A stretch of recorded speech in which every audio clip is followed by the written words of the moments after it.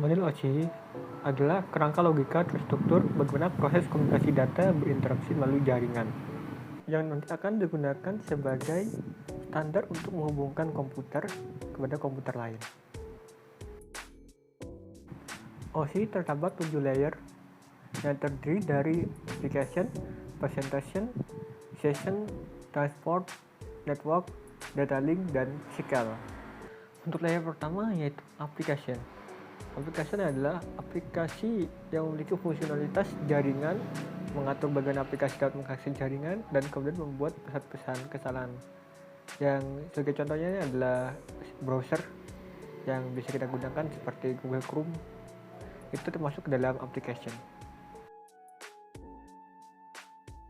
Untuk layer kedua yaitu presentation, untuk mentransmisikan data yang hendak ditransmisikan oleh aplikasi ke dalam format yang dapat ditransmisikan melalui jaringan.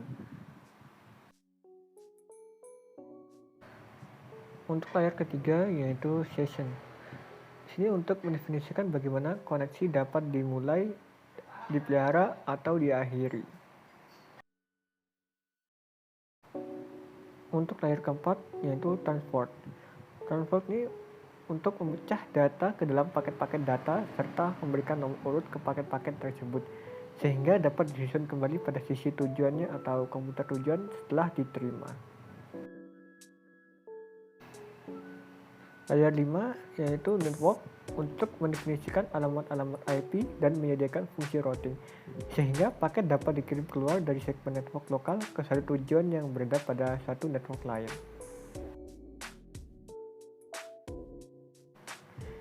Yang layer ke-6 yaitu data link berfungsi untuk mendefinisikan alamat-alamat IP dan menyediakan fungsi routing sehingga paket dapat dikirim keluar dari segmen network lokal ke satu tujuan yang berada pada satu network lain. Lalu untuk layer ke-7 yaitu physical yang berfungsi untuk mendefinisikan media transmisi jaringan, sinkronisasi bit, arsitektur jaringan, topologi jaringan, dan pengabelan. Cara kerja model OSI. Langkah awal itu di layer application, informasi kemudian lewat layer presentation dan layer session. Pada tahap ini biasanya belum dilakukannya transformasi data, informasi masih melalui ketiga layer ini disebut PDU atau protokol data unit. Bisa juga disebut data saja. Kedua, setelah sampai layer transport, data akan mengalami transformasi ke bentuk lain yang disebut segmen. Langkah ketiga, segmen mengalir ke layer network dan kemudian diubah menjadi paket. Lalu di langkah keempat, paket mengalir ke layer data link dan kemudian diubah menjadi frame. Terakhir, frame mengalir ke layar physical dan kemudian diubah menjadi bits atau bit-bit. Pada layer ini, bit-bit diubah menjadi besaran fisik seperti arus listrik, gelombang elektromagnetik, dan sebagainya.